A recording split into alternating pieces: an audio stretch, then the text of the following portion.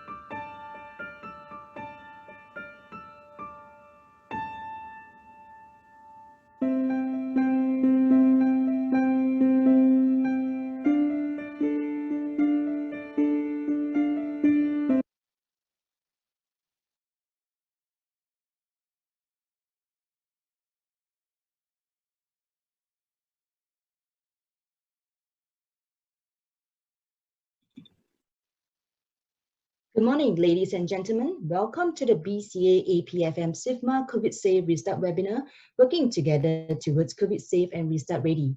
My name is Hui Wen from BCA Academy. We are very grateful to have Association of Property and Facility Managers (EPFM) and Singapore International Facilities Management Association (SIFMA) in joining us today to organize this live webinar. As construction activities gradually resume, we would like to welcome you to this platform to engage the facilities and management committees on the COVID-safe restart requirements to facilitate the restarting process, as well as to receive ground-up feedback on the safe restart process.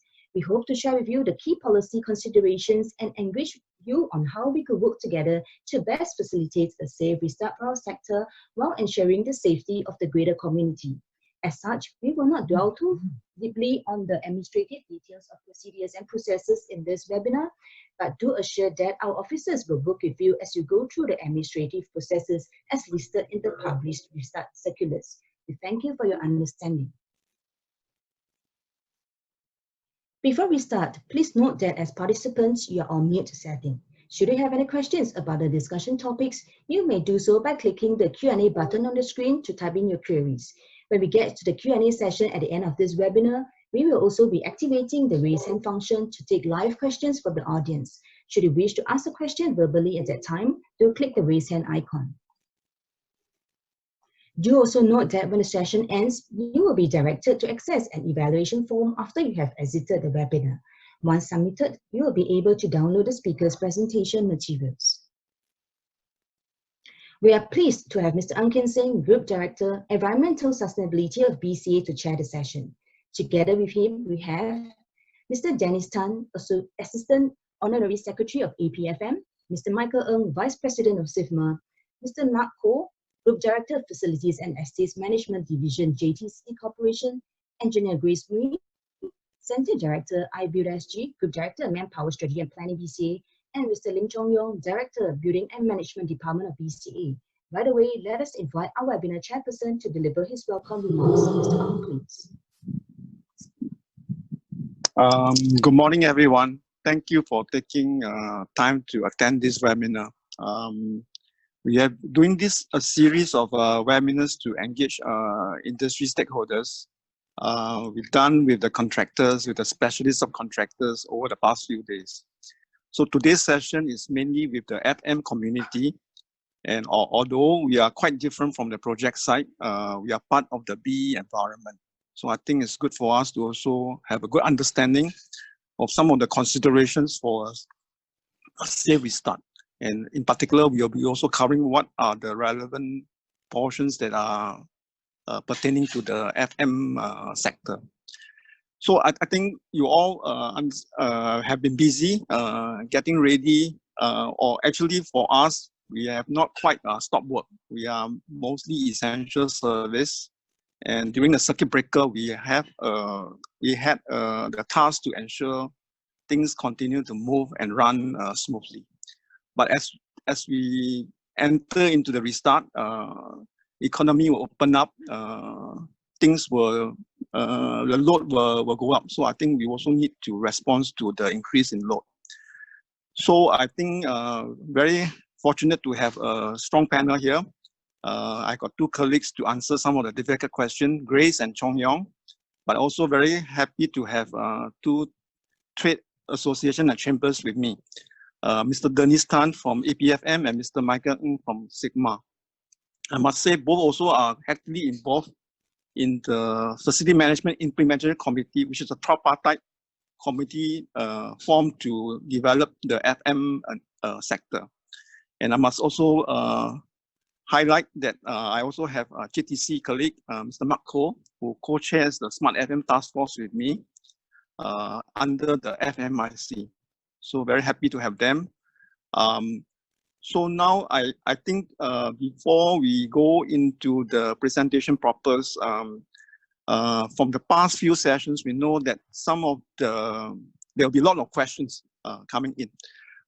We will try to answer as best as we can in written, but also bear in mind that if it is in the hundreds, probably we will not be able to finish answering today. So I think at the end of the panel discussion, we will want to take some live questions and then so be prepared with the questions later on. So with that, I will hand back to Hui Wen. Thank you very much and thanks a lot.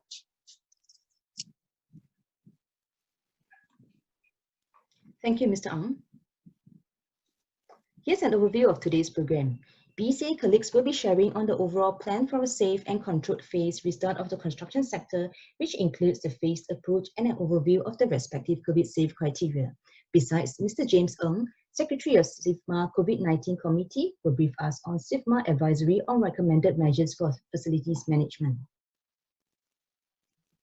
First up, we have Mr. Louis Chong, Senior Manager, Strategic Planning and Transformation Office, BCA, who will be sharing on the overview of the COVID-safe restart plan for the construction sector. Louis, over to you, please.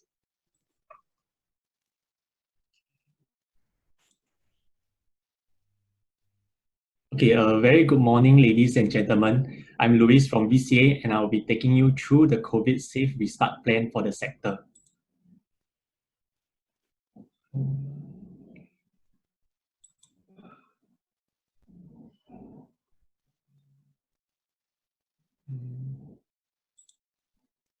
Okay, just a quick recap. Since 7 April, when the circuit breaker period started, while most work was suspended, a small proportion of critical project and essential services, including FM, continued work with safe management measures in place.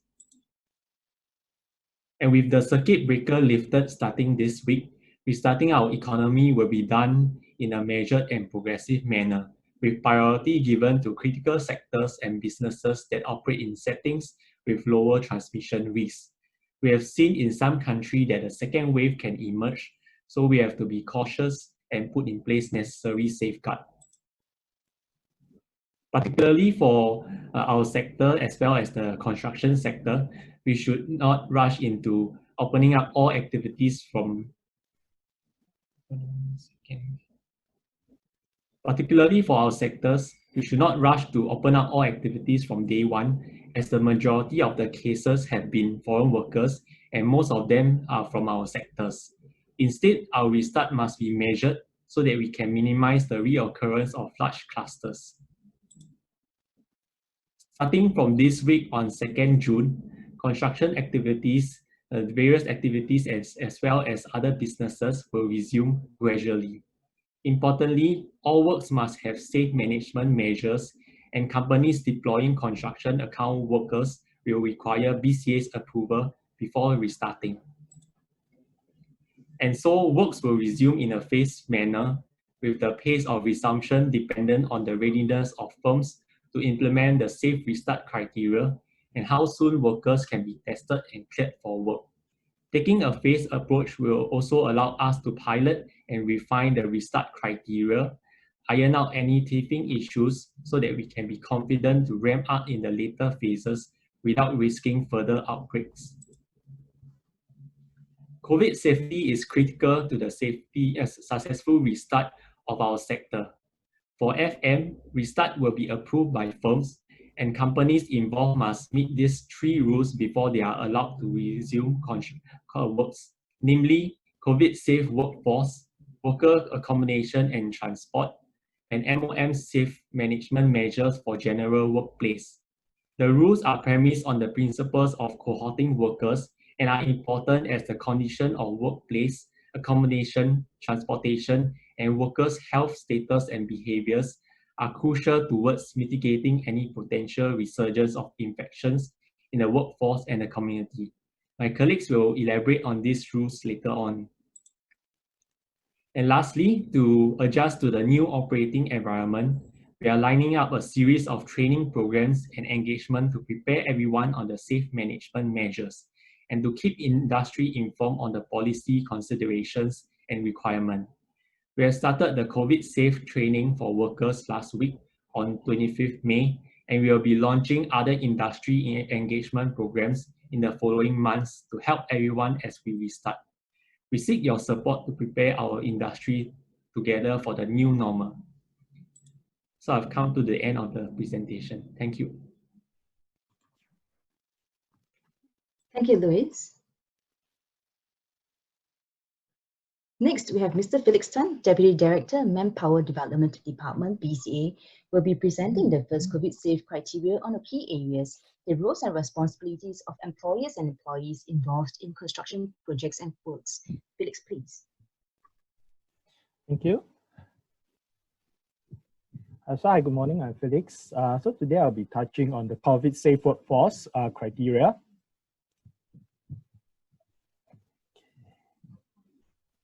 Okay, so under the COVID-safe workforce criteria, there are 7 key areas. So the details can also be found in the website listed here.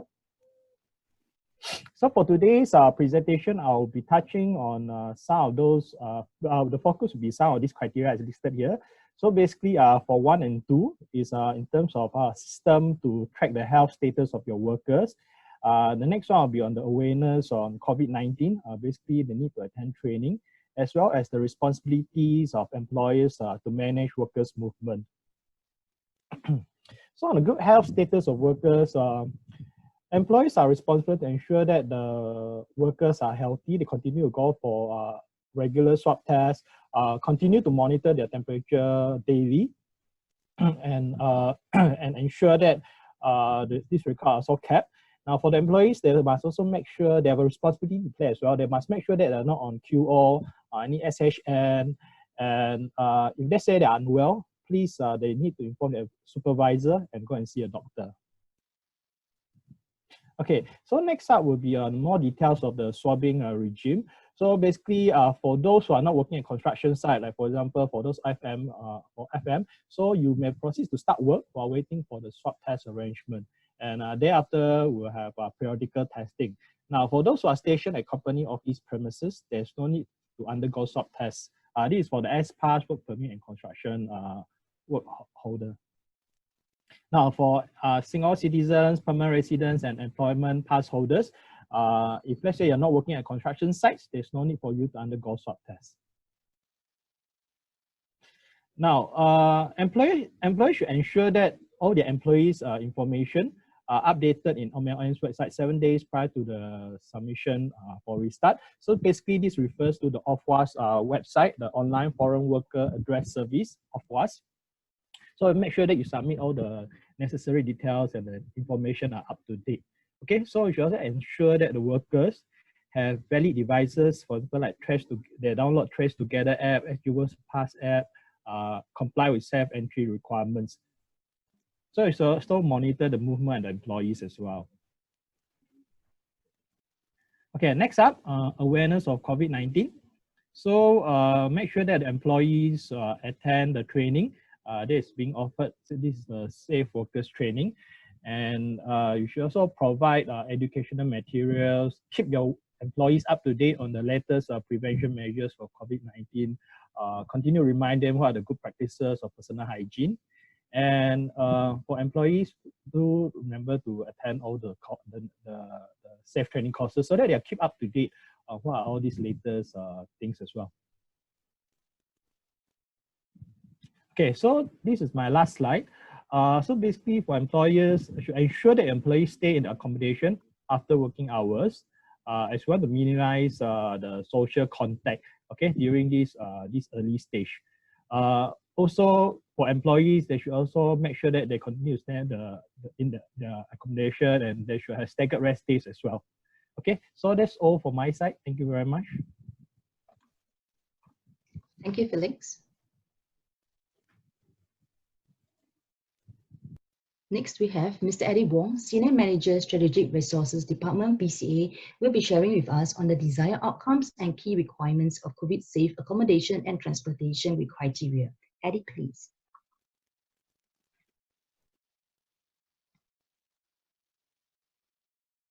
Good morning, everyone. I'm Eddie. I'll bring you through on the safe accommodation and safe transportation criteria to ensure a COVID-safe restart.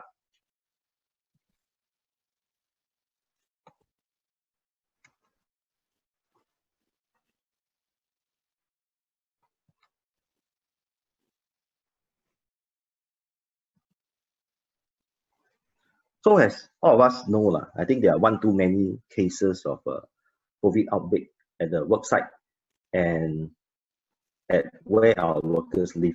And I think the last thing we want is when we restart our operations, we want to affect the health and safety of our workers. And I think the last thing that everybody wants is to have construction works come to a standstill when COVID outbreak happens at the place of work. So to facilitate a COVID-safe restart, I think it's very important for every FM practitioner and all our contractors to ensure that COVID outbreak does not happen. And to do so, all contractors and FM practitioners should follow very closely to our safe accommodation and safe transportation requirements. Basically, what we want out of this is to prevent any more COVID outbreak cases among construction workers at where they work and where they live, provide better and more livable accommodation for construction workers, and effectively need all the employers to segregate and cohort the workers among themselves. This is to prevent intermixing and the possibility of COVID outbreak spreading from one work team to another. And our employers are required to ensure safe and sustainable transport arrangement to ferry the worker from where they live to where they work. This is to minimize the risk of COVID-19 transmission to the public. So this is the overview of our safe accommodation and safe transport criteria that everybody needs to meet. A, we have safe distancing measures. B, cohorting and segregation of workers. C, employers should appoint safe management officers, safe distancing officers, and COVID-safe worker leaders. There should be tighter control of entry and exit. Employers are encouraged to practice good hygiene and housekeeping, take care of the welfare and well-being of workers, and remain vigilant to identify and isolate any COVID cases, and have safe transportation measures to bring our workers from where they live to where they work. So A, B, E, F, and G, these are actually MOM baseline guidelines on social distancing. And B, cohorting and segregation of workers. C, appointment of safe management officers. And H, safe transportation measures are actually the measures that we are imposing that every employer should meet to ensure a COVID-safe restart. So the key requirement for safe accom is for employers to provide dedicated accommodation for all your workers. These are your S-Pass and your work permit holders. So this is a matrix that you can follow. Basically, in terms of type of accommodation, we know our workers largely stay at the purpose-built dorm, the factory converted dorm, ancillary factory converted dorm, the CTQ, the TOLQ, and also HDB and private residential properties. And the type of work that our workers are involved in can be summarized into three types. Type A, project specific, where the workers are actually working on one dedicated construction work site. Type B, non-project specific, where workers can be working on multiple construction project sites. These are workers normally employed by the subcontractors, and type C, construction account workers, where the works are not carried out at the construction site itself. This is where your industry largely falls into, where the work is largely done at building level for FM and maintenance services. So for the type A workers, if they are living in a purpose-built dorm, a factory-converted dorm, I think it's critical to cohort them by floor. So basically, workers working on one project shouldn't be living in the same floor with workers who are working on another project. So for ancillary FCD, this should only consist of workers under one employer and cohorted by project by floors. If they're living in a CDQ, QLQ, just ensure that all the workers living in the CDQ and QLQ are all the workers working on the project site itself. And if they are living in a HDB and PRP, they should ensure that they are cohorted with workers from the same project site and ensure that there's no type B and type C workers staying in the same unit as them. So for the type B workers, these are the workers deployed by the subcontractors.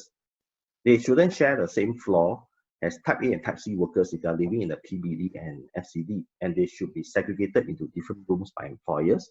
If they are staying in the ancillary FCD, they should only be staying with workers who are employed under one employer and segregated into different rooms by projects. If they are staying in the HDB and PRP, they should ensure that there's no type A and type C workers staying in the same HDB PRP unit. Type C, construction account workers. I'll spend a little bit of time on this. This is where industry falls into. So basically your workers, if they are staying in the PBD and FCD, they shouldn't share the floor or be living next to workers who are working on project sites. This is to prevent any intermixing and any possibility of COVID being brought from the construction site to your workers. And they should also be segregated into different rooms by employer. For example, if I am maintaining building 1, 2, 3, I shouldn't be staying in the same room with workers who are maintaining building 3, 4, 5. If they're staying at NCFCD, again, they should only be living with workers who are employed by the same company and be segregated into different rooms at project level. If they're living in a HDB and PRP, they must make sure that they are not staying in the same unit with workers who are deployed for construction projects. And at room level, they should be segregated so that they are living with colleagues who are working on the same building.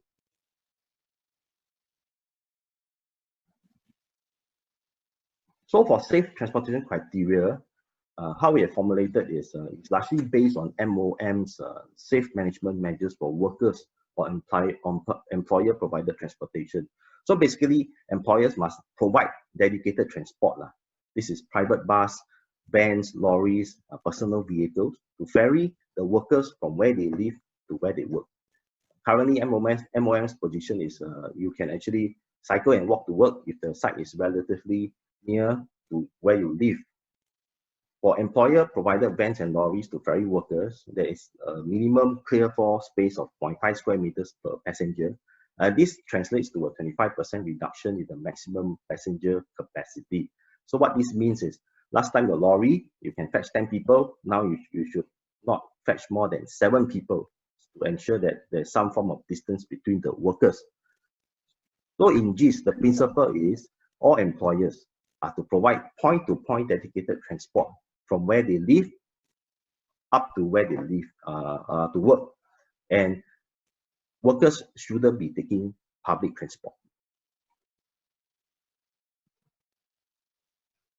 To meet our safe accom and safe transport criteria, employers are also required to appoint safe management officers, safe distancing officers, COVID safe worker leaders to work with the foreign workers to comply with safe distancing measures stated in the guidelines.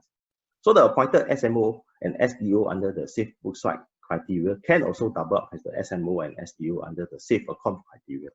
And there should at least be one COVID safe worker leader to be appointed per room if they are living in the CDQ, QLQ, PBD, FCD, or per unit if they are living in a HDB or private residential property. So very broadly, the role and responsibility of the the various appointments for the SMO. They should coordinate and implement safe management measures. They should conduct regular inspections of accommodations, and they should also report any compliances and review measures if a constant non-compliance is detected. So for safe distancing officers, their job is to assist the SMO in conducting regular inspections and notify the SMOs if there's any non-compliance detected, and carry out possible corrective actions while complying with the Safe Accom guideline.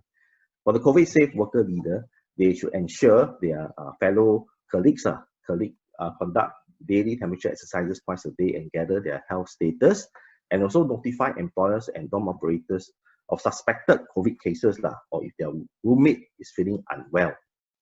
So this is my last slide. I will hand it over to the MC. Thank you, Eddie. Lastly, we have Mr. James Ng, Secretary of SIFMA COVID-19 Committee, will bring us through SIFMA's recommended measures to better manage and prepare facilities for the restart of operations and services post-circuit breaker. James, please. Yeah, good morning, everyone. This is James. I'm from SIFMA and also the Secretary from the SIFMA COVID-19 Committee.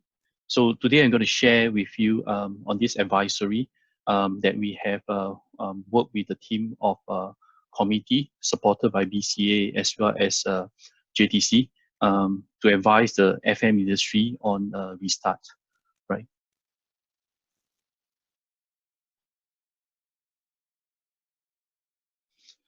Just want to share with all about SIFMA. You guys probably will be familiar with EPFM. As of 2019 last year, SIFMA, together with partnering with BCA on the FM transformation, we have renamed ourselves as SIFMA, which represents Singapore EPFM. Right? We continue to engage with the industry with that, and therefore this year, due to the COVID-19 situation, SIFMA sees that the need to align better for the FM because we are the frontliners. And with this committee built, comprising with CBRE, supported by CNW as well, JLL, and SMM, we came up with this some of the recommendation for the industry, as well as for service buyer and service provider, so that we can better manage our facilities for this restart. So there are 6 focus areas this morning I'll be sharing with. First is actually the close communication. From the FM perspective, very important is that for any building to restart, firstly, we ask ourselves, what do we need to prepare for the restart?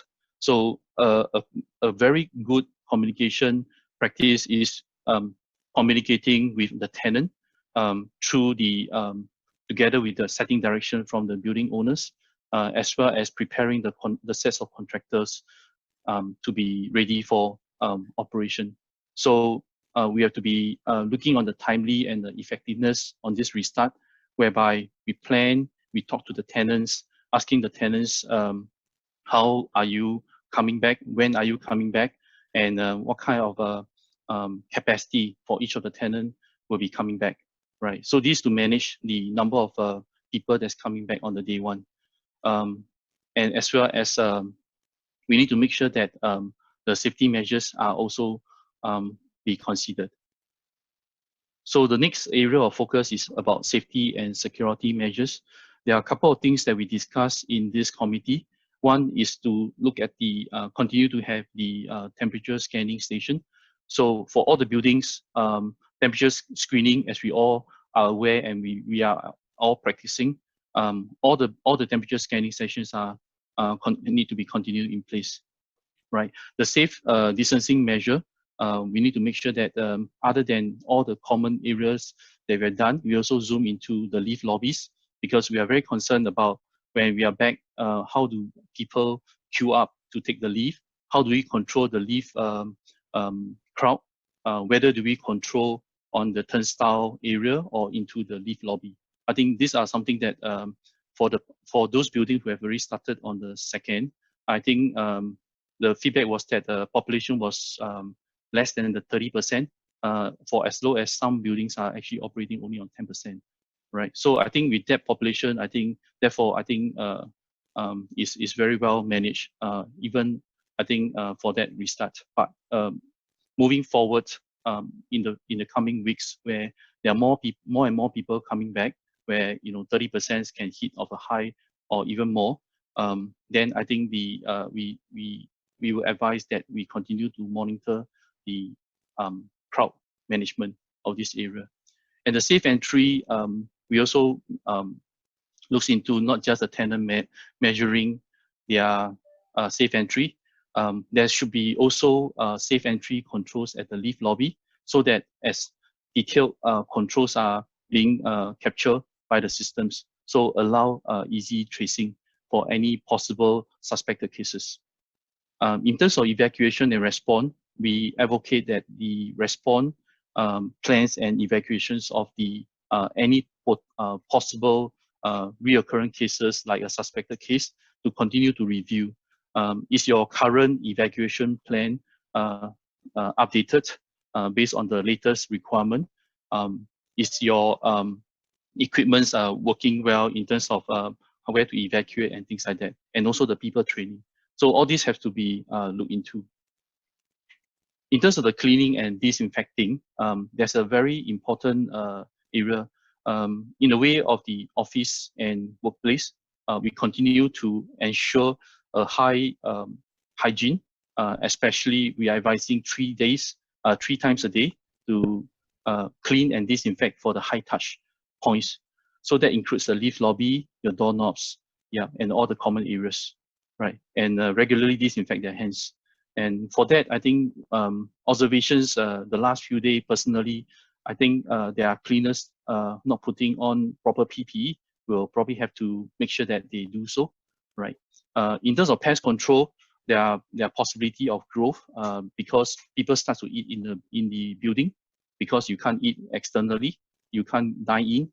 Therefore, employees that back to work, they are probably bringing back the food. And in terms of the hygiene and the pest control, will be a concern. For the air conditioning, the committee also brought up the challenge of how do we ensure that clean environment, what's the air change and things like that. So I think what we advocate here is follow the relevant authorities' advice. Recently, I think BCA also has worked on this ACMV advisory. So do look out for the advisory to align better practices, especially on this ACMV. So one of the things that mentioned there was also aligned with our committee is purging of the air. So purging of air, what does it mean? We are looking at, do you actually turn on the aircon 1 to 2 hours earlier, and at the same time continue to operate the aircon beyond the normal operating hour? Taking an example, probably end of the day ends at 6 p.m. You may have to continue to run the aircon for another 2 hours, right? At the same time, there are other air purification systems. If you have that, make sure that it's continue to function, especially the UV bacterial cleaners and things like that, and look at the filters. Water quality, this is something not very prominent items, but water quality is advised to look out for bacteria. For some officers who actually turn off the, for example, the water heaters and things like that, do check that out, because we have experienced on water heaters not able to turn on, and therefore the people coming back to the office will not be able to enjoy the water supply on the hot water. So do look out for flushing out of the water, flush out the stagnant water, and if necessary, do a water test. Employee welfare, especially on FM, we are the frontliners. I think people have to be taken care of, especially the safe distancing in terms of dividing the teams, whether we're on 2 teams or 3 teams, continue to do so. Rest space, people who comes back to office, to the building, you need a proper place to eat, right? A proper place to have a break. So things like that, just like 2 days ago, I have to leave from home to attend one of the meeting, right? So I have to make sure that I have a place to eat. Where do I eat? Basically, when you're out the day, we have to really plan that for. right? And in terms of the hygiene and PPE, this one is very important for the frontliners, especially our security guards, reception, and cleaners. So a good practice will be ensuring your stock availability for the next 6 months. So some of the workplace strategy, some of the things like separating meeting rooms. A good practice is to separate your meeting rooms, especially for those meeting rooms are shared across the office. You may want to separate your visitors to a certain areas only, and so that it's easy for tracing for any possible cases. And for even any of the suspected case, it will not spread into your entire workspace. And for any possible disinfection later on, it will be more simplified. For staggered work and lunch, there are already evidence, excuse me, evidence shows that people are actually restarting, changing the way it works, and the lunchtime is actually split, right? Crossing out the seats continue to be the practice, right? And that also works closely with number 5 item where desks are dividers are actually set up. So some of the companies starts as early as even before the COVID started, 2 weeks before, started to plan on the dividers.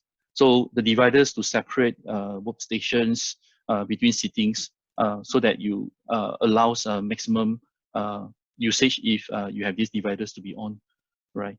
So this is also to protect individuals' employees back. At the same time, I think it's important to implement designated work areas.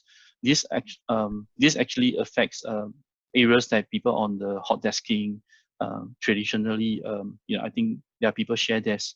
So workspace strategy, there are also some disruption practices, like for example, how about do you actually disinfect when people actually use a workspace? So I think this strategy have to be closely monitored in terms of the usage together with the hygiene, very importantly. Right, so the last item is actually on the smart FM.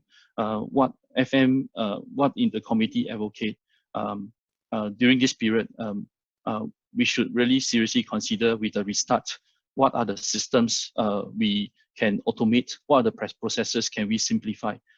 Just like FM, even though we are essential, I think certain kind of technologies can help us in the overall operation when we restart. So one of the things, a few things probably over here we are suggesting to look at is probably to look at how we can monitor disinfections of the meeting rooms. A good practice is that every meetings ended, there should be a team of cleaners to go in to disinfect before the next meeting continues. So for example, like that. And the other possible integration is probably having a temperature screening station, integrating with safe entry or your visitors registration and things like that. So this will prepare later on a simplified registration so that that also can eliminate crowd during the registration. So with an integrated kind of registration into the building or into the workspace for some large tenant where they set up these systems, I think it's a very good integration to look at. And probably some of the technologies to look at how do we clean our AHU, our ACMV. It seems like there's a growing concerns about the aircon, whether the aircons are serviced properly before the tenants actually or the users comes back to the office. All right. So I think the final thoughts that SIFMA will continue to engage with the communities here in the FM especially to continue to share our knowledge and offer advices and best practices to better manage this situation. Yeah. So that's all I have. Thank you. Thank you, James. Right now, we'll move on to the Q&A session. You may raise your question by clicking the raise hand or Q&A button on the screen. Over to you, Ms. Ang.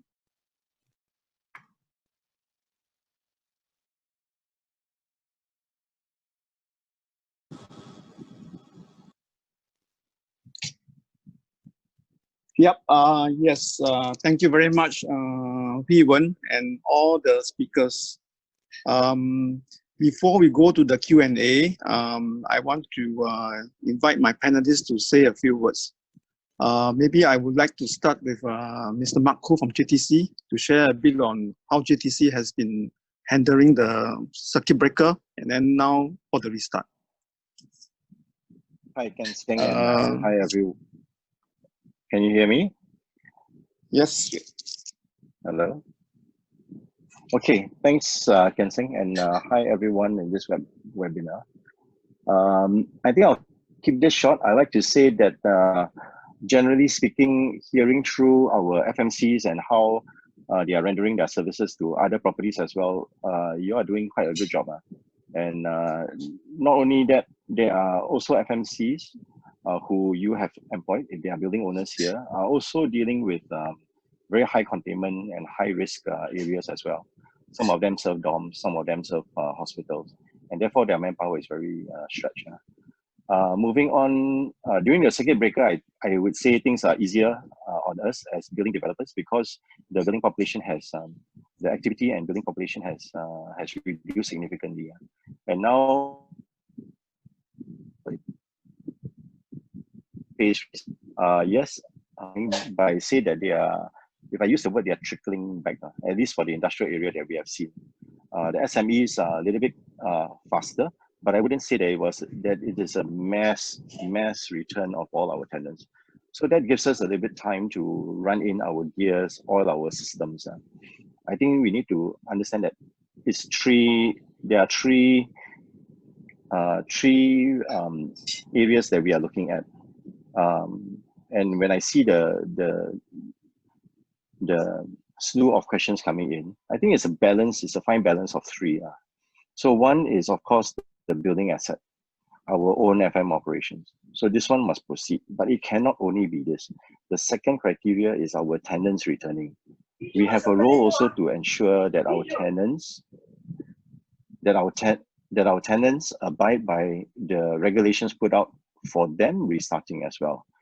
So we must put some focus on ensuring that the tenants are following the rules and regulations, because it is multiple party must play ball. And then the third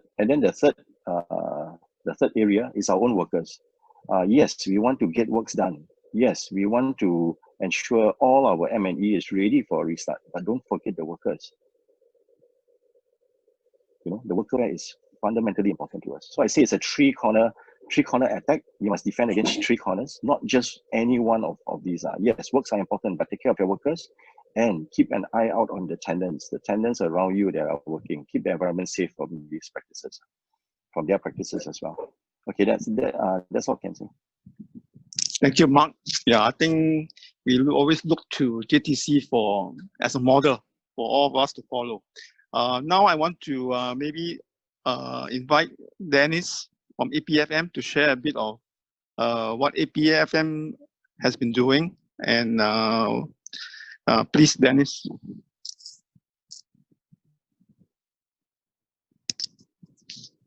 Hi, I'm Dennis from EPFM. EPFM represents the Association of Property and Facility Managers. We've been here since 1995, and all the years we've been working closely with BCA in terms of a managing agent role as well as some form of FM as well. Our members comprise both managing agents, FM, including building owners like myself as well.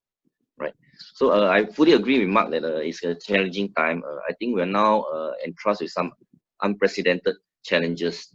For start, especially during the circuit breaker, I think while most of the country has stopped work, we belong this 25% that still needs to move on, and yet being restricted with a very constrained criteria of having to continue to serve the nation and its needs, as well as to ensure our workers are in safe condition, working in safe condition. So even with phase one reopening, the challenge is still not over. In fact, it's even more challenging now. Like we mentioned, now with a break of 1 to 2 months, more of the systems and things need to be put in place to get the buildings, to get the tenants or residents of people to fall in place, as well as the workers. So this we see that this will remain challenging all the way until even when the phase 3 comes out, when we go into new normal. What the association does is on our end is we would facilitate with our members to help them better understand some of these rules and new things that are coming from BCA and some other authorities. For instance, we also sit on NEA, Dengue Committee, let's not forget, apart from COVID, the next thing that's equally important is NEA. I sat with the NEA committee yesterday, and we are looking at numbers that are frightening, that we've never seen before, and a lot more measures. Why I said this? Because if you look at it, whether it's the FMMA and things, with this essential workers still at a crunch in terms of needing to go through all the swab tests and making sure they themselves are safe before being able to work.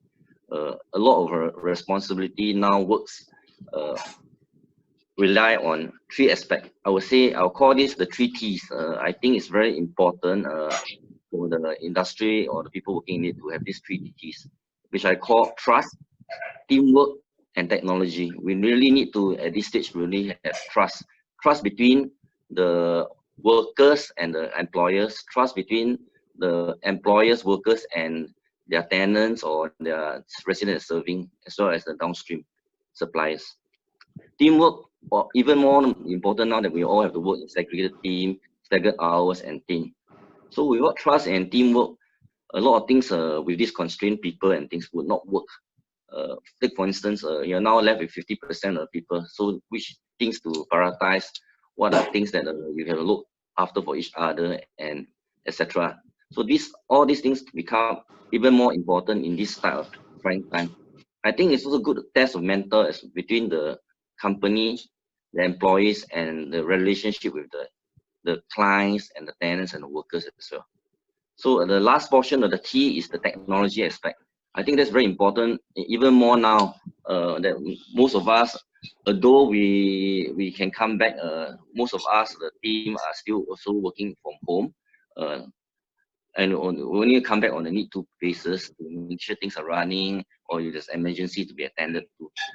So the technology aspect comes even more important in terms of reporting, in terms of transmitting communication information there. So in short, especially when it comes to communication, earlier they mentioned about it. I think this is the critical point whereby at this time when face-to-face interaction has to be minimized, the communication in any form has to be clearly and concisely communicated. Right. To round off, I think in this aspect, my thoughts were, I think whenever we do at this moment, keep it short and simple. So keep to yeah. Thanks. Thank you very much, Dennis. I remember three T's, very important: trust, teamwork, and technology. Now I want to invite Michael from SIFMA. Michael, you have been involved with the FMIC since its inception. Maybe also useful to share a bit of what FMIC has been doing and what it plans to do going forward. Michael, please. Thank you, Chairman.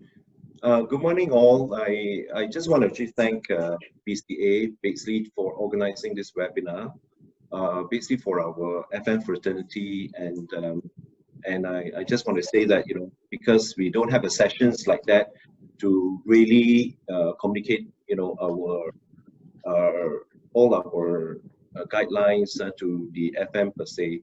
So I just want to say a few things here. I think towards the end of basically end of April and early May, our association SIFMA has several roundtable sessions. I thought it'd be very good, you know, that these sessions that we've actually engaged our members and our FM fraternity, includes building owners, FMCs, and all that, to come together to garner the feedback.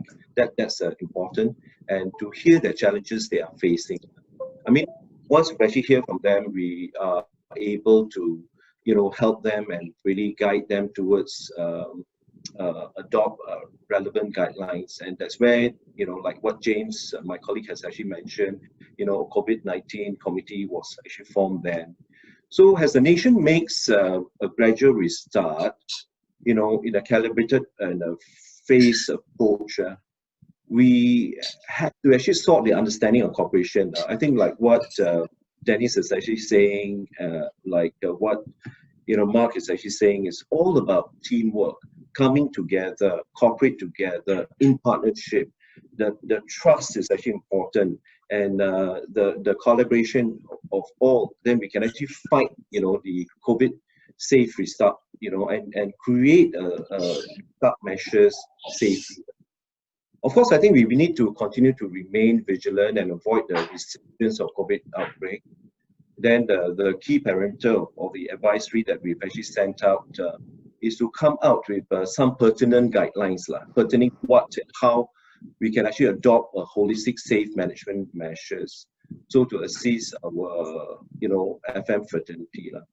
So SIFMA has been proactively engaging, working closely with authorities, BCA, NTUC, JTC, ESG, SSG, and WSG, and a number more to help those who have been displaced, unemployed also, right? I think the COVID is a situation that we're actually facing also.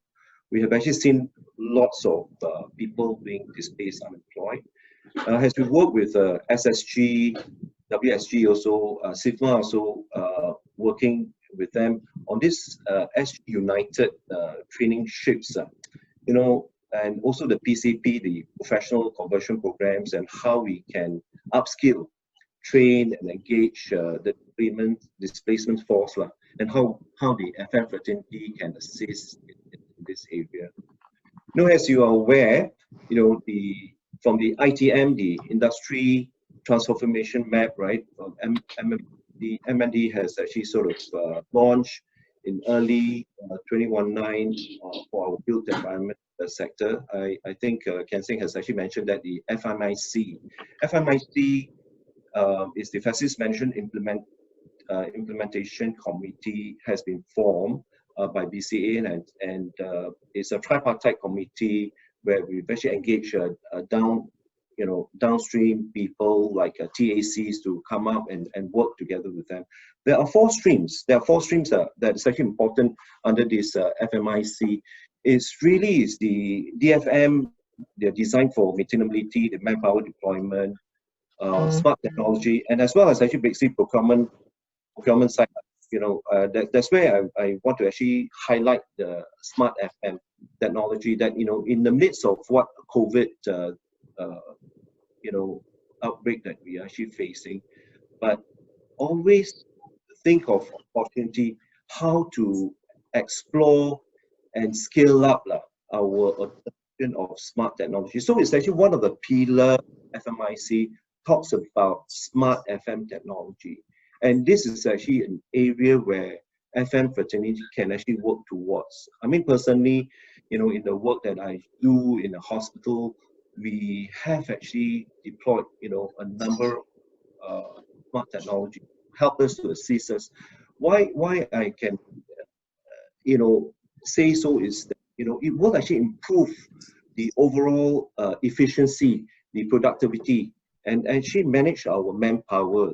So the other pillar where FMIC talks about, where our TACs like SIFMA, EPFM is actually involved in it, is that we want to actually, talk about, we should not be dependent on manpower. We should actually be dependent on technology to help us to increase our this is the point that I want to actually mention, and maybe perhaps, as we move towards, safe COVID, and we start, think about technology, how we can actually help, our workplace.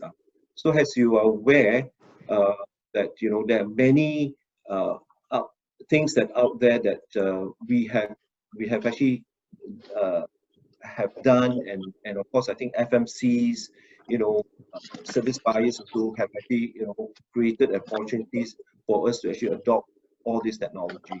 But I think the key thing is that in FMIC also, SIFMA has actually identified, the drivers and market forces impacting the FM industry. So what we have actually done also, we identified the potential industry-wide, what are the capabilities required to be developed in the industry, so that we can actually leapfrog ahead, right, to identify solutions, also offerings, areas of technology. So we have done quite a few things in the FMIC, SIFMA has actually worked towards collaboration with BCA. We've actually created this consortium operation technology roadmap, and we've actually sort of consult and identify and prioritize the needs to address the short, medium, long-term drivers and the deliverables of this technology. Hopefully, when we work with you guys in the FM fraternity and also with the BCA, we'll be able to actually tell you all more about this technology roadmaps that we've actually talked about here. Thanks to you. Thanks. Back to Chairman. Thanks, Michael. I think very importantly, we have to move away from headcount-based procurement towards more an outcome-based. I think because of COVID, you realize how precious manpower is, or how short we are in the constraint of manpower on all our operations. With that, I want to bring in Grace Mew. If you can give us in 2-3 minutes, maybe in 2 minutes, some of the key drivers, some of the key considerations for a COVID-safe workforce. Okay, yeah. Just keep it short. I think for COVID-safe workforce, I think one most important thing is actually about being regularly tested, just to make sure that we are not COVID positive. So in terms of the workforce, right, I just want to bring up a few key points quickly. One is actually, if let's say for FM colleagues here, if let's say you are working in the office, HQ office, and you have some construction work permit holders, or you have S-Pass holders that's working purely in the office, HQ office, right, there is no need to get them regularly swabbed. So I just want to clarify this point because there's quite a number of questions on this in our other sessions as well. Then number 2 is actually, if let's say your companies have construction work permit holders or work pass holders that is working in the FM operations itself, then you would need to actually make submission under the construction account works that work stream for approval, and then we will actually schedule them for regular the swab testing arrangement. Make submission through the website link, and then we will take it up from there. Okay, I understand that some of you may not have received a response. We'll be getting back to you very soon. And actually, the time there is until grace period of 15 June, and we'll keep you updated as well on the if let's say there is any further. We will try to arrange within that period. If there is anything, then we'll always keep you updated. I think Kian Sing has a very good connection with the industry, so we will and all the association members here. Okay, and then the other one is actually, if let's say at some point you will need to assess the construction site, then you'll be kind of come under the construction site, project site main contractors to bring you into the site. So in the submission, right, put in the personnel that have to meet all these requirements under the main contractor, and then we will process it from there. So I think in terms of the swabbing, currently there is we are arranging at 2 locations. One is the Old Police Academy, and the other one is actually at the floating platform. So each day they have been clearing quite a number. But in terms of, just want to seek your understanding. If let's say you are given the time slot, do stick to the time slot that is given to you, because actually it's precious resources, and we are trying to prioritize. Okay, then I think I also see there's some questions on the access code. Just let me clarify. This access code or health code that some of you may know is actually quite a new initiative that MOH has pushed out. And in this access code, right, there's a few parameters. One is actually the swabbing status, and the other one is actually the cleanliness of the dormitories. Because I understand that if let's say your people is if your people workers is staying in the community, then BCA will have to, meaning the HDB residences or the private residence, BCA will actually come in to help to facilitate this swabbing arrangement. But if let's say your workers are in the dormitories, then it will be subject to the clearance of the dorm. If let's say the dorm is not cleared, they will not be able to come out to work as well. So do keep a lookout on the MOM website, which actually they started to update in the website regularly, which are the dorms that is already cleared and which are the upcoming ones that will be cleared soon. That is to facilitate your planning as well. Yeah, so I just keep it short and not take up too much time. Thank you. Thank you, Grace. Yeah, I think you now realize how precious our workers are. So I think once they are COVID safe, better put a bubble around them and protect them all the way. Yeah. Okay, now I think there's some questions also on MCST and MA matters. I wanted to invite Chong Yong to just say quickly in a minute or so before we go to the Q&A session proper. Chong Yong, please.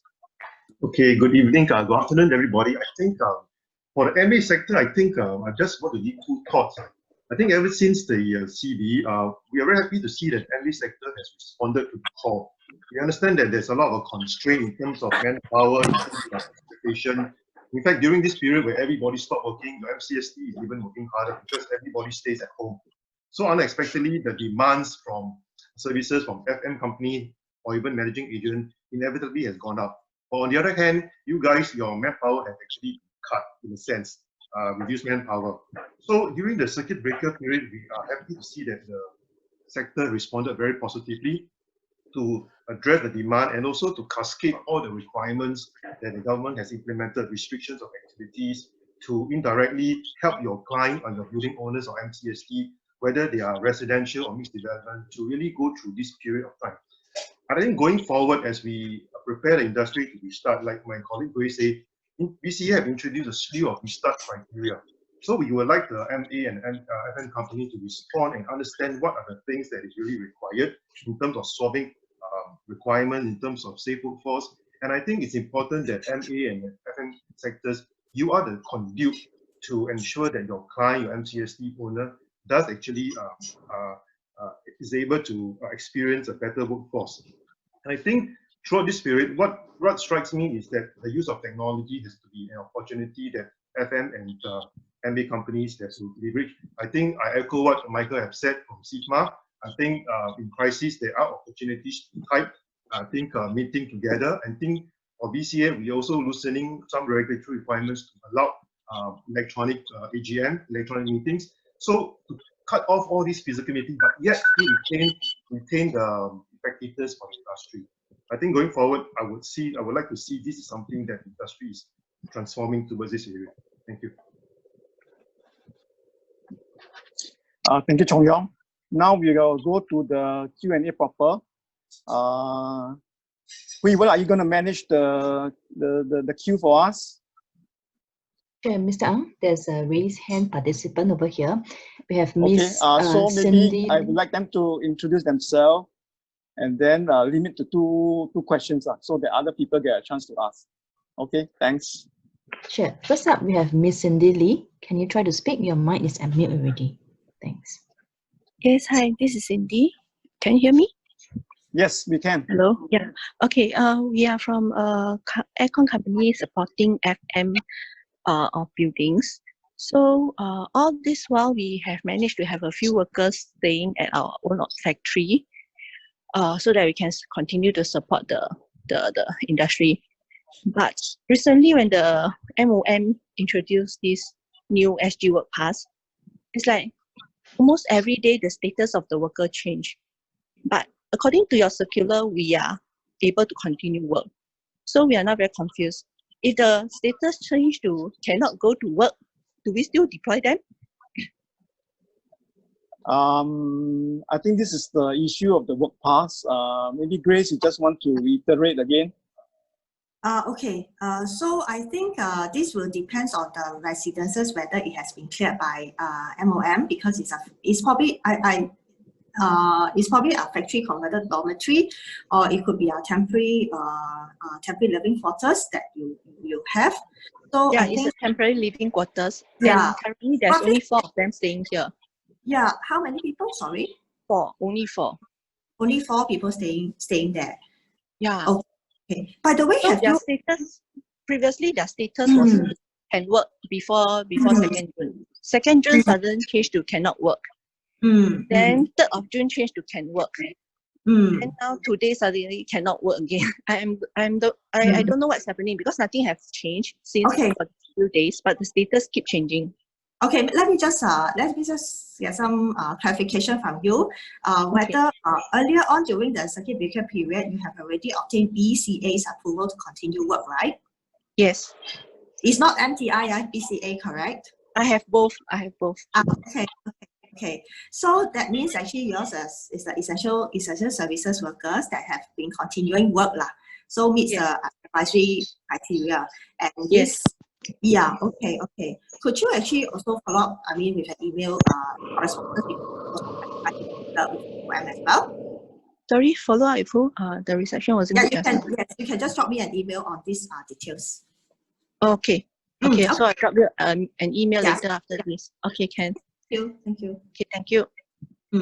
So if let's say, just to clarify, if let's say the previously there is approval given and actually they are staying in the community, HDB and private properties, they can continue to work while waiting for the stock arrangement. But I think what Cindy mentioned in this case, right, is the temporary living quarters, which is regulated by MOM. So I think this one actually we will also need to seek MOM's concurrent. Okay. Yes. Thank you. Thank you, Grace. Okay, thank you. Next question. We have Lo Hong Heng. We have granted you access to unmute your mic. Can you do so? Thanks.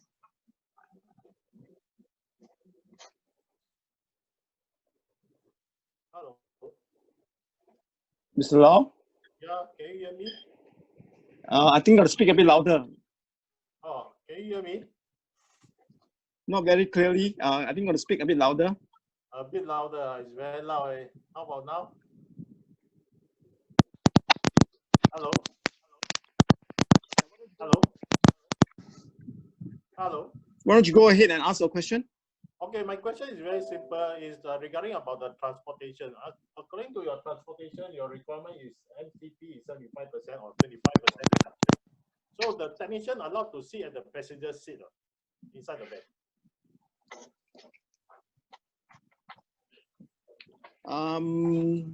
This is regarding dedicated transport. Yes, that correct. is arranged by the employer, right? Yes, correct. So you're asking whether is he allowed to sit next to the driver, the technician? Correct. Yes. Yeah, I think it's okay. It's okay to sit. Based on the MOM's guidelines, looks like it's okay. I think what is important is to ensure that you have a bubble for your work team. Yeah. So it's okay to sit beside the driver.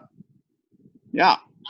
Okay, it's differently as what in the lorry. As long we maintain the 25% reduction, is it okay? Yeah, I think so. Okay. I think if possible, you can install a shield, then that will be even better. I think that Grab is trying to pilot that. A transparent shield from the driver, from the rest of the passenger seat. Yeah. I think the important part is that we want to minimize risk. So it is not just a matter of dimension, but I think you got to look at the transportation as part of your SDM and ensure that at every point along the way you are able to mitigate the risk. I think that is the principle that we hope all the companies can adhere to. Because they are all the workers and the driver are staying in same unit as then it's okay. Then it's okay. A bubble by itself. It's a cohort. Bubble by itself. Yes. Yeah, so it's bubble by itself, and they wear masks during the transportation also lah. Yeah, I think that's good. Okay. Okay, I think we can move to the next question. Thank you. Next up, we have Teck Heng Ko. Could you unmute? Thanks.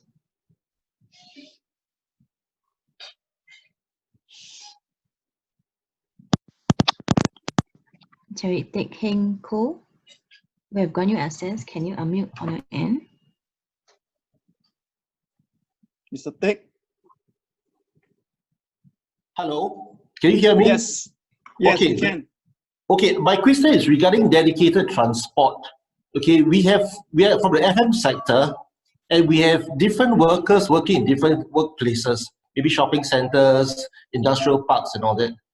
Okay, it is and I noted that you said that they need to have dedicated transportation, and because they are reporting at different places and their work requirement is always based on site. Something they have to say a bit later, earlier, reporting it. It's actually not logistically viable to send and fetch them under such circumstances, especially if they're also staying at different locations. Yes. And more, can I also clarify, does taxi is defined as a private transport here or public transport in this aspect?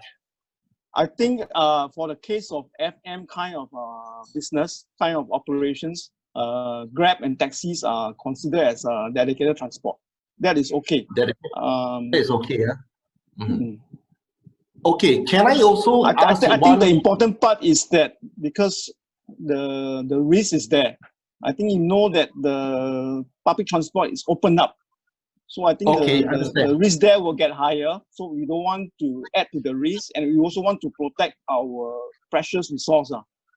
So that we put a bubble around them, since we have made so much effort to keep them clean. So we want them to stay clean and healthy. Yeah.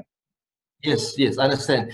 Can I also just ask one more last question? Will you all be sending to the industry-wide, right, a policy that there'll be additional funding that we can claim based on this kind of increased measures? Because if we're going to have a taxi fetching them, it's to and fro every day, it's going to be very much different. And our pricing in the tenders don't reflect this situation. Yeah. So will MOM or BCA right to, yeah. Yeah, I think the support measures are being considered across the board. So all these are taken into consideration. So I think they will share later on. I think we also will be reviewing the requirements along the way based on the data in terms of infection rate, in terms of if we are able to stay clean and healthy, I think there'll probably be some case for some review of the measures. So all this will be taken into considerations going forward. So as you know, the swabbing is already going to be taken care of by the government through the month of August. So I think these are some of the things that we are putting in to support companies. I see. Okay, thank you. Yeah, thank you. So we'll await the policy from you people. Yes. Yeah. Yes. Next question, Wee Wen. Yeah, can we have Jaffa to unmute your mic?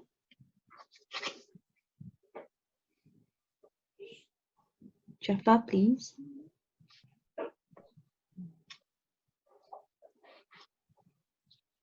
Hello. Hey, hello. Yes. Okay. Jaffa, I have two questions.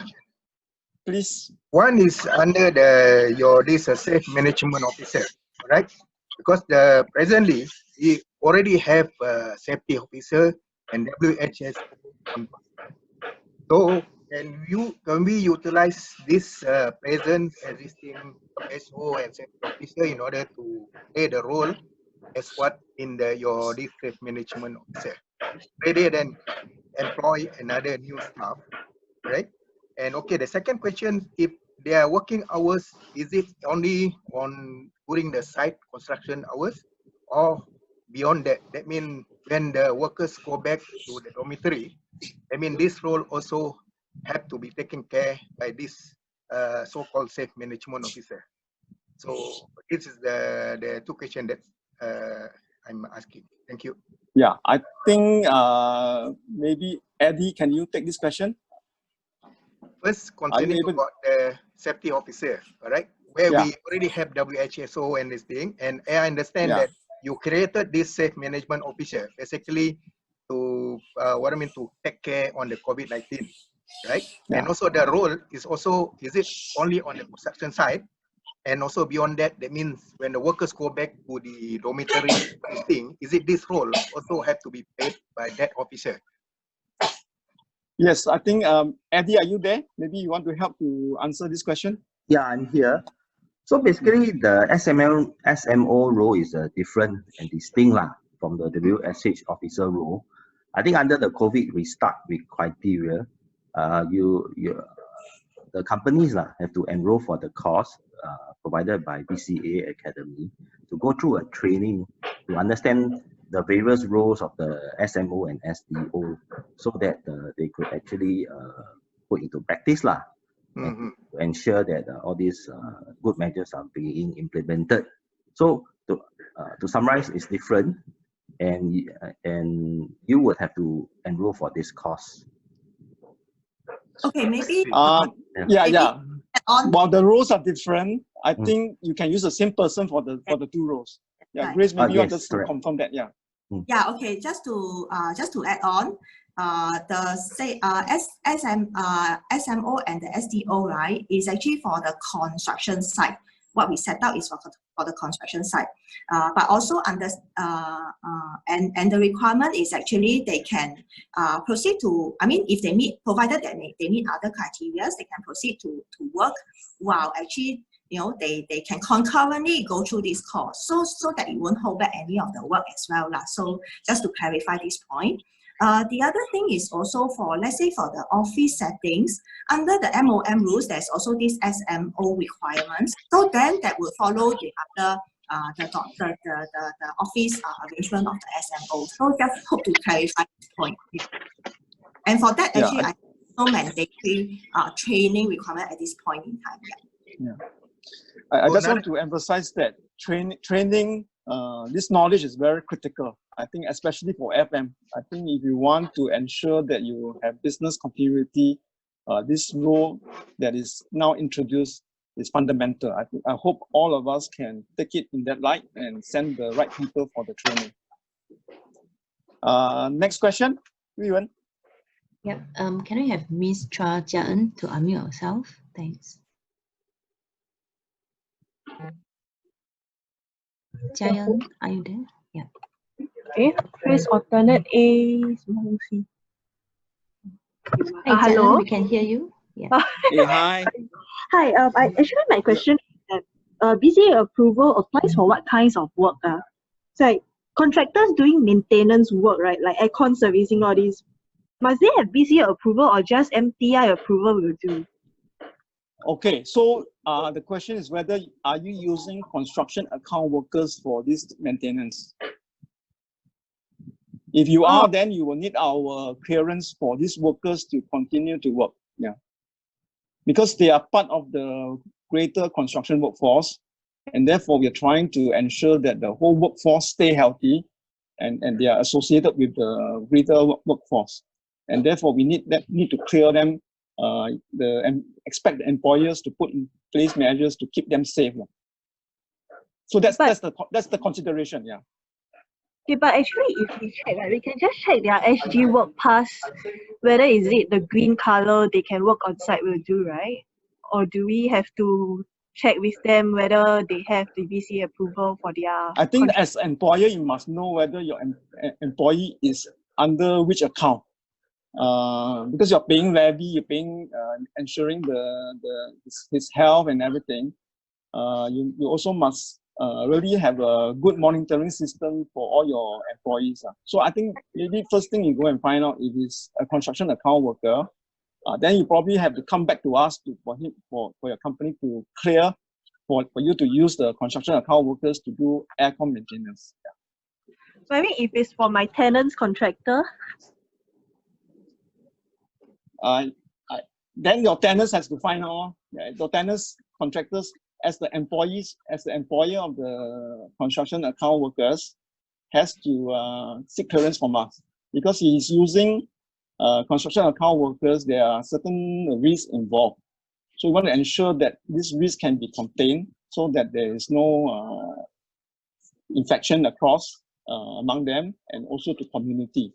So that's the consideration. Yeah, so we as building management, we have to check the contractors coming into our premises, right? So in this event, we ask for their BCA approval, or like how do we? Yes, I think you have to get them to submit to us and get the clearance. Yeah. Maybe I would suggest you write in so that the specific of the case can be addressed. Oh, okay. Appreciate that. Yeah. Can we move on to the next question? Okay, we have Vijayan. Can you, unmute your mic, please? Thanks. Hi, thanks for your time and informative webinar. My question is safe transportation. So-called under construction account, they're not allowed to take public transport. And there are some staff working under ESPAS, working at HQ office. Are they still not allowed to take public transport and grab taxis, etc.? How is going to be addressed these issues? Your question is whether for employers under ESPAS or work permit for that matter, if they are just working at the HQ, which is not part of the work site, whether they need to adhere to the dedicated transport principle. Yes. I think based on this, I would imagine probably no need. But I think good for you to send the details to us just to ascertain. But in principle, what we want to do for dedicated transport is because the FM crew, those people involved in maintenance, go to many different workplaces. And to contain the possible spread of COVID, we need them to put them in a bubble so that they don't mix with the general public too much. But if you're, in this case, you are just going to the corporate HQ, is like like other Singaporeans who are working in a normal workplace, then the consideration should be different. So if you need confirmation, I would suggest you write in. Then we can assist you on that. Anybody wants to chip in on this? So based on my understanding, like if I'm stay at HDB or private residential property and I work at HQ office, there's no need to bother about the public transport restriction, is it? No need to bother about the dedicated transport. You're just essentially not an FM crew per se. You're just part of the admin. Actually, for that matter, if you can work from home, you should work from home. Yeah. We appreciate we try to work from home and avoid the most of the spread. But in the incident we need to go, we can take the public transport, is it? Yes, I think in this case, I see it more as not as FM per se, more of the corporate HQ kind of work. Yeah. So, okay, thanks. Then I have another question is, if like a MOM have a WhatsApp group to notify all the people whenever there is a new updates comes in. But how about BCA? There's every day you publish on the website, but it's hard to go find. And from the June 2nd, BCA lead the industry on the construction account. But every day have new changes. We hard to cope up with all the updates, and all the updates is really, if layman terms, we hard to digest all the information. And you're the market leaders and come and sit together and come up with a one set of criteria that take 3 days, never mind, and come up with a one proper things that easy to all the employer to follow up. So this is very important for us because it's every updates you bring in, there is a risk. Later on we go through, there's an error, there's a mistake, we will feedback to you, then we will update us. So it's every day keep updating is really feel as messy. We don't know what we're doing sometimes. Okay, point taken. We'll look into it. I think this is a very unprecedented time. The situation is rather dynamic. So sometimes we seek understanding that we may have to do certain adjustments based on the latest data. So I think in normal circumstances we will not operate like that. But this is unprecedented times. Data changing almost daily. So therefore, I think sometimes you've got to make quick adjustments. So I seek understanding on that. But we'll look into it. I think it's a good suggestion for some way to centralize all the advisories and the communications. Thanks, Grace. thanks Anybody else want to chip in on that? Okay, if not, I then think, we move. Grace.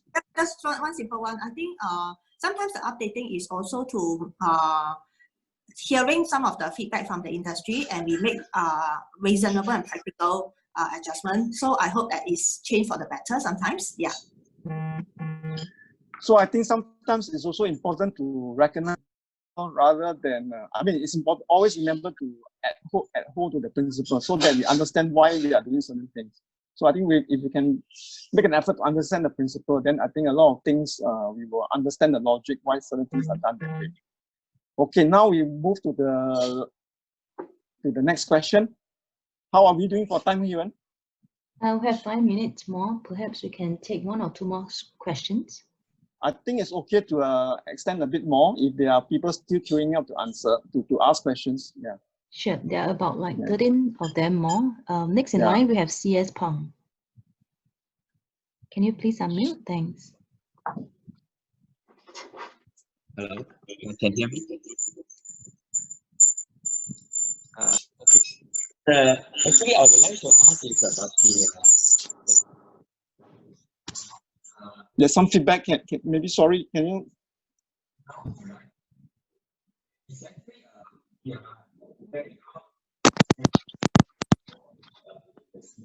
Sorry, are you there? I think. just a minute. We're not catching you. Do you? I think there's some. P1, maybe you want to move to the next one first. Sure. Next in line is Muhammad Khairi, sorry. Muhammad Khairi, can you unmute yourself?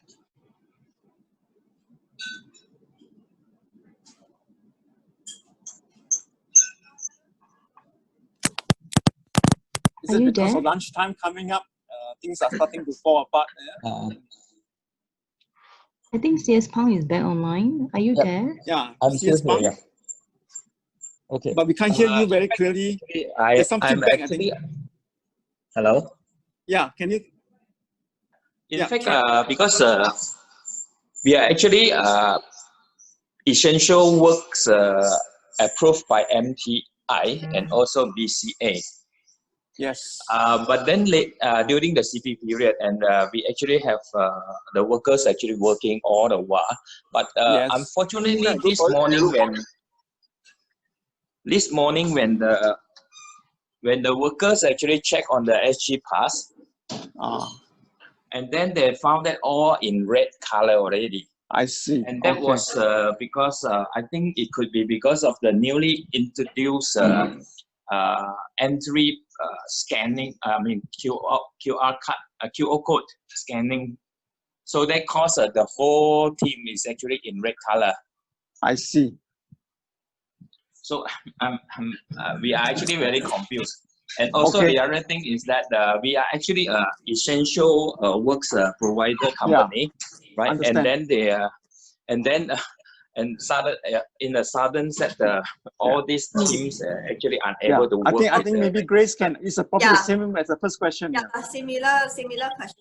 So just to clarify, your workers actually they are staying in the HDB locations or actually the dormitories? Hello. Okay, Hui Wen, maybe we could follow up with the gentleman. Yeah. My worker actually can hear me now. Yes. Yeah. Okay. My worker actually stay in the FCD location, and we also move them to the TLQ as well, and also some we actually have also moved to a hotel because we also worry that so we try to actually isolate them separately, but all of them actually receive the red color today. Okay, I think it's likely the residences, or maybe it's not the residences is also not updated. Okay, so have you provided this feedback to MOM already? Not yet, but we provided to the agency. I mean, we are PUB contractors. Yeah. Okay. Why not you also provide the? Yeah. Okay. We do not know who to actually. I mean, or where is the problem come from? So we also do not know who actually we need to actually report it to and talk to. So the way of communication is something that we always very confused. So we do not know and what to apply, and whatever you actually ask, we try to apply, and we normally do not receive like much effective kind of two-way communications. So when we actually apply, we just wait. Then sometimes we do not get any feedback at all, and we write in appeal also, we do not get any reply. So that is what we actually struggling during this 2 months CP period, and just like every day just applying and waiting for approval. And once actually approved, and then sometimes we actually get the approval which is already expired as well. So this kind of things that actually really making us confused. And a lot of requirements, like I think Vijayan just now was mentioned, a lot of requirement and enforcement said requirement doing this, doing that. So we also like really like every day what to feel and what to do, and a bit lost, honestly. Yeah, that is what we feel, and we are confused with that. And in addition also, because I have a few project sites which also required like a vector control, and also for maintenance control. So I mean because of the mosquito breeding issues. So we also apply only very minimum workers to just carry out the maintenance and also the ensuring the mosquito breeding. Yeah, Mr. Pang, I suggest yeah. You'll get somebody to get in touch. I think probably there's some miscommunication and probably some updating of data that went haywire. So we'll get somebody to get in touch with you. Yeah, we'll taking. Yeah. How am I actually get in touch and able to like speak to anyone? And I actually drop in the Q&A also my contact number there. Okay, Ken, we'll pick it up and then take it from there. I promise you. Yeah, thank you, Mr. Lim. So we will take 2 more questions. Two more person. I mean, yeah. Sure. Next in line, we have Muhammad Khairi. Can you unmute yourself? Thanks. Yeah, hello. Hey, hello. Yeah, hi. Okay, I have two. Yeah, I have 2 questions. Okay, the first question, right? Must all workers with MOM construction pass go through the COVID safe training course? The other one is for renovation projects. Can I confirm that all workers from the same project must stay at one accommodation? That's all. Okay. I think for the renovation, can I invite Chong Yong to reply? And then for the first question, maybe Grace. Okay, sorry. Can I clarify the questions for the first question? Okay, first question. Yes. Must all workers with MOM construction pass go through the COVID safe training course? Workers, you're talking about workers, right? Yep, correct. Okay, so the workers, if they're construction workers, yes, they need to go through the training. This training actually is a very simple training, and actually is online. Don't need to all gather together that time. So once they register for the training, then there will be a SMS that will be sent to the workers, and actually and later on the materials will be shared with the workers, and they could just use handphone to, there's videos, there's infographic, just to help them to understand how to protect themselves and also protect work on the site. So it's a general knowledge that we want the workers to know and really to protect the workers. So yes, this is important. But I want to just emphasize that they could concurrently go through the training while they continue to work. Yeah, I think that it's important for all the workers to be aware and then to practice SDM. So I think that's the whole intent of this requirement.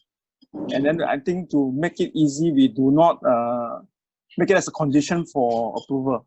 The worker can do the training in parallel. The other question, Chong Yong, you want to is about cohorting the renovation construction workers together. Yeah, I think Kyrie, thank you for the question. Your question is whether all your renovation worker doing in the same project, should it be staying together, right? I think it's advisable to do that because I think that will basically essentially put them into a dedicated accommodation. So if it's possible, you should actually ensure that all your renovation workers that is doing a certain project should stay in the same locality, and then to ensure that they travel together in dedicated transport as well. I think like what Kinsey said, this is to ensure that your workers do not intermingle with construction workers. Okay, sorry, just to add on, right? Just to add on to my question, the workers must, I mean, if the workers come from different companies, right, they still have to stay together based on the project, right? Your different company means what? Because your company, when you put a submission to us, the company that's being approved will have to list out all the workers that's under your company's account. So I think we do on the basis that the company's workers should actually stay together in doing the same project. I'm not sure what you mean by having different companies staying together. Okay, like for example, I do a renovation project. I have a building contractor and I have a M&E contractor. The building contractor and the M&E contractors workers, they have to stay together at one accommodation or how? My understanding is that probably don't need, but they can have two individual, and if possible, the work can be separated. Then it's even better, so that they don't go to the site at the same time. You know, go to the renovation project at the same time. You should sequence your work. Yeah, you stagger your work as far as possible. Okay, thank you. So that they don't intermingle. I think the idea is to put the bubble around them. Each company should put a bubble around them, protect them. This is a very precious resource in this period. Okay, I move on to the final question. From Flynn Lee. Can you unmute your mic? Thanks. Hi, you got the honor to ask the last two questions, or one or two questions. Okay, okay, I have two questions. Okay, one regarding what someone raised earlier with all the changes in the documentations and criteria. Once your update, maybe it's good to do a corrigendum so we don't have to go through every line of the criteria to see what are the changes. When we have updates, let us know what is updated. Okay, I think that is a good suggestion. I will try to enforce it on my colleagues. Yeah. Okay, and I believe there is a lot of briefing that need to be done, a lot of checklists that is stated in the COVID-safe workforce accommodation and transport. So it will be good that you have a BCA come up with a form or a some sort of template that you're saying about template. Yes, and all company can use that template and won't miss out anything. Or or you check 200 companies, you have 200 different patterns. Okay. Then it will be hard to check, and for us it will be hard to understand what we miss or what we need to do. Okay, I think these are two useful suggestions. Yeah, I will take it to my colleagues, and hopefully we can do better. And keep industry informed. That will help the industry a lot. Okay, my second question is regarding the SMO and SDO. Yes. I think it appears in different parts of the three criteria. So I'm a little bit confused because my company deals with maintenance. We also main con in some small projects, and we also do subcontractors. Okay. Yeah, so different people have different understanding. So I say that a subcontractor for every site need to have a SMO. Then some understand it as only builders will give a SMO. Then a company must have their own accommodation SMO. So it's a little bit confusing on that part. So I hope there's some clarification here. Eddie, can you maybe reiterate some of these pointers? Are you able to do so, Eddie? Chairman, maybe I could just Grace, to just explain. Okay, so in the actually SMO is safe management officers lah. So it's really in the office setting. Then that is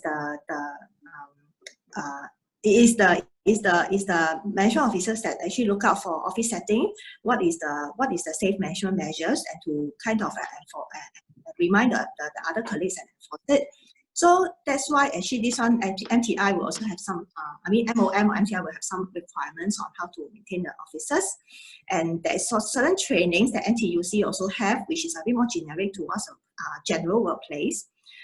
So what we have actually is just for the constructions, for the work site, yes, because actually work site conditions is relatively more complicated and also relatively higher risk or more difficult to maintain all these safe distancing measures.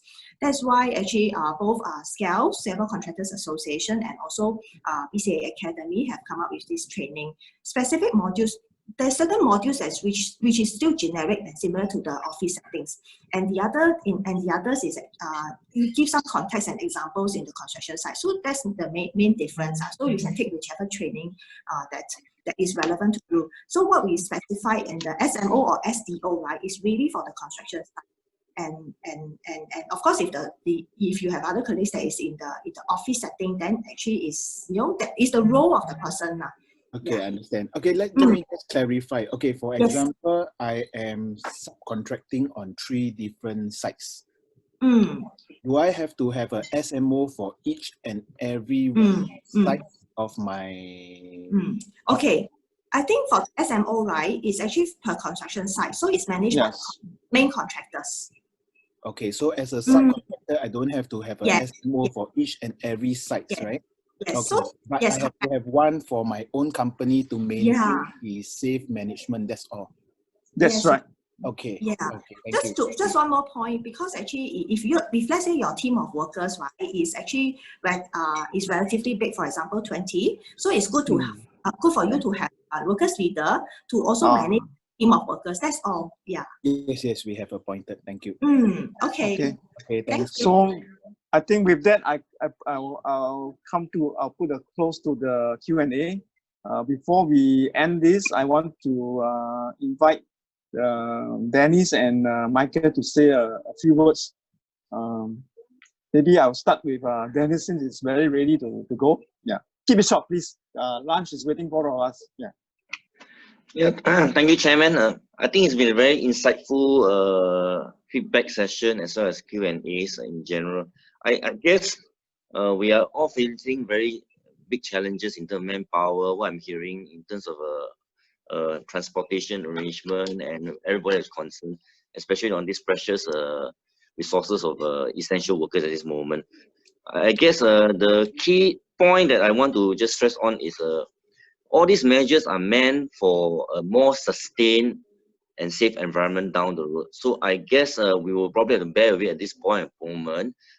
As we mentioned earlier, in the nursery and also BCA, there are now still teething issues that need to be sorted out. But I'm surely it will be, with all these feedbacks coming in, BCA and the industry will probably react accordingly to come up with a better way of attending to this. Yep.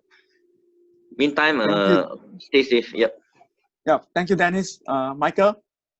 Well, it's just a very quick one. I think it's actually important that, going back to the 3 key things that I think Dennis also shared on the trust, teamwork. I think a lot of things that we've actually do here, in the COVID is that, collaboration. Let's actually work together so that we can actually have a sustainable new norm. I think the new norm is actually important. We have to be, although we can actually go all out and open up the floodgate. This is not what we want, but we want to go on a measured way, safe way, how we can actually help one another. I think if the FM fraternity has a problem, come back to the industry, come back to the association, we will actually help you.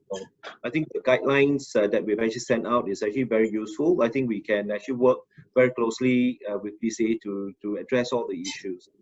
That's all I have, Chairman. Yeah. I think thanks, Michael, and thanks, Dennis. I'm very grateful that EPFM and SIFMA join us in this webinar. I think it's a very good session for us to reach out to the FM community. I think this is unprecedented times we really need to get our messages out, our requirements. I think we can do better and help everybody understand the rationale, and as well as help them comply with the requirements. I think all in all, FM manpower is very precious. I think we have to really put in all our effort to protect them. I don't know whether Mark want to say anything. If not, I will put a close to the webinar. Mark, you want to say something? Want to have a final word? Okay, Ken Sing, I think from the questions, I think everyone, I like the spirit. Everyone is rushing back to go to work. There's a lot of lost ground that we need to catch up. But I think as bosses and people who actually hold our workers' health and well-being in our hands, right? Take a pause. Earlier on, I think you also mentioned that it's not just about the guidelines, but you really need to convince your own self as their employers that they are safe, whether is it in their accommodation, in their transport, or in the site that they are working for, that they are working at. So keep the workers safe.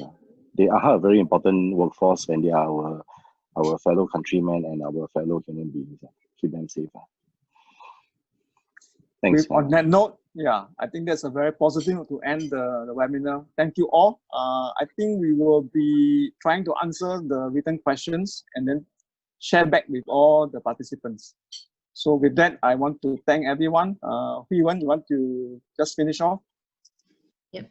Thank you, webinar chairperson, panelists, and speakers for the valuable insights about the COVID-safe restart policies, considerations, and processes, and SIFMA advisory on the recommended measures for FM. It has been a fruitful pre-launch session. We've come to the end of this session. After accepting this webinar, you will be directed to access an evaluation form for today's session. Once submitted, you'll be able to download the speaker's presentation materials. On this note, BCA would like to acknowledge and thank EPFM and SIFMA for collaborating this webinar with us. Thank you for all participants as well. We made our webinar a success. Stay safe, stay well. Signing off, Hui Wen from BCA Academy. Thank you, everyone.